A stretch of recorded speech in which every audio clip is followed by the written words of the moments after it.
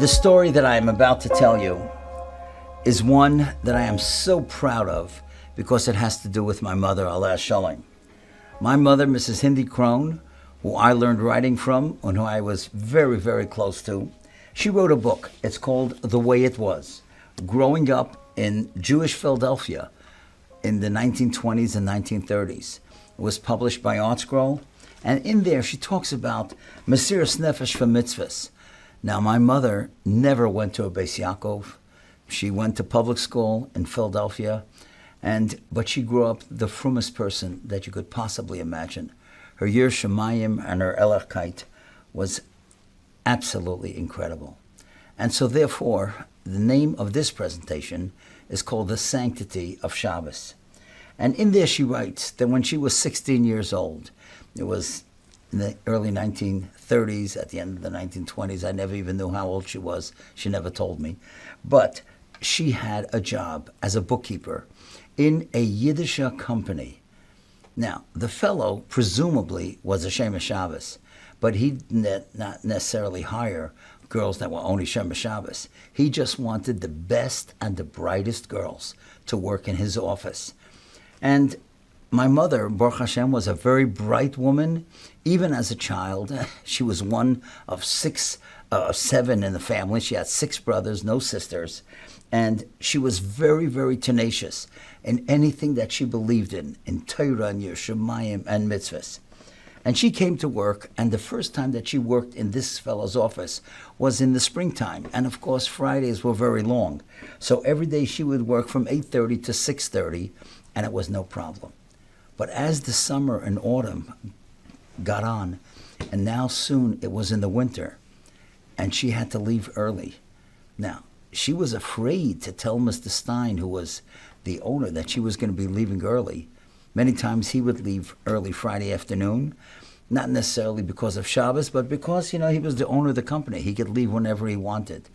And she would leave so that she would always get home for Shabbos in time before Lichtmenschen. Now, she lived, as she told me, and as she writes here, 24 blocks away from where she worked, except in Philadelphia they were not called blocks, they were called squares, 24 squares. And she knew that she had to leave an hour and a half for travel time to get the buses, the trolleys actually. There were no buses there were trolleys, and it would take her that much time until the trolleys finally came and they made all the stops and she was able to get home before Lichtbenchen. It happened one Friday afternoon.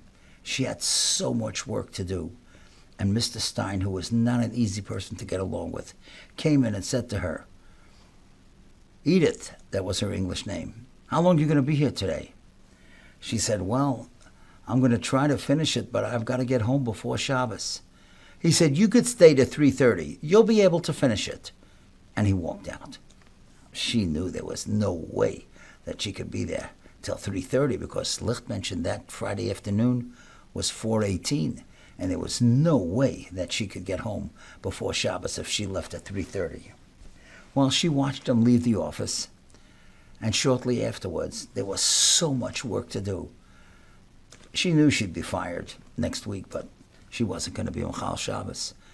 And she was afraid, what happens if she doesn't make the bus on time? She can't be carrying. So she left her purse in the office and took one token for the bus. She came to where the trolley was, and the trolley wasn't there. It usually was there all the time. It was almost like clockwork. But that Friday afternoon, it wasn't. So she started running because she wanted to get home before Shabbos. She wasn't going to wait for the trolley. Now, my mother was a tomboy. I don't know if you know what a tomboy is, but a tomboy is somebody that is a girl but sometimes acts like a boy. And she had, like I say, 6 brothers. And so she could throw a ball, just like they did because she always played with them. So she told me she took the token out of her pocket. She wound up like a pitcher, and she just threw it as far as she could. And she told me, she said, "Hashem, this is for you." And, of course, she wasn't going to carry the token. And she started running. And, of course, the names of the streets, Thompson and Columbus and Montgomery and Cumberland. She was running on 6th Street. She told me she knocked into a lady, never knocked off the packages, and she tried to pick them up for the lady, but she had to run home. By the time she came home, she was sure that her father had already gone to shul, which he did, and I'm named Paysach Yosef after her father. And then finally she came, and it was already after Lichtbenchen.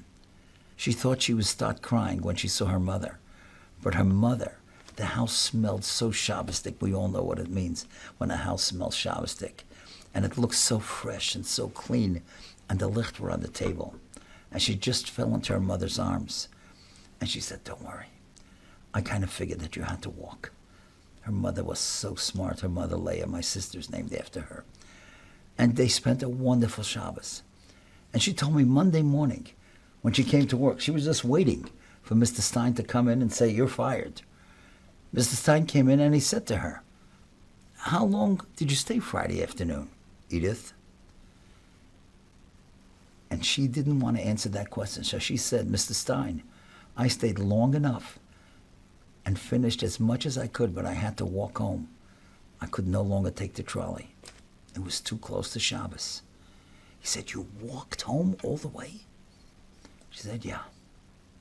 He didn't say anything. She was just waiting that he should have the secretary come in, give her the check, and fire her.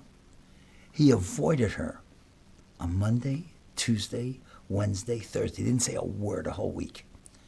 Friday afternoon, about 12 o'clock, he came over to her desk and said, "Edith, I know you had to walk last week. I don't ever want you to have to do that again. You could leave 2 hours early." And from then on, every Friday, in the short winter days, she was able to leave 2 hours. And then as he walked away, he muttered under his breath to one of his secretaries. He didn't think my mother heard it. And what he said was, "Sometimes you can learn something even from a kid." And he realized her Mesiras Nefesh. And she did have a tremendous amount of Mesiras Nefesh. You had to see how she davened and how she read Senator Enna. She was the most Erlicha person I ever met. No Beis Yaakov education. But she had great parents and she had great Mesiras Nefesh, especially for Shabbos. Want to read a great book? Read about the way it was. I remember Rab David Trenk was a cousin of mine, we all know, such a great mechanech. And he would read these stories to his children. Somebody just told me that in Eretz Yisrael, Sarah Finkel, who was the mother of Rab Nosson Tzvi Finkel, who recently passed away, she also read this book and loved it. You see, today in America, we don't realize what Mesiras Nefesh for Shabbos is. Baruch Hashem, we live in a great country. But read this book. You'll see what it meant growing up for Shabbos and then be able to build deiros after that.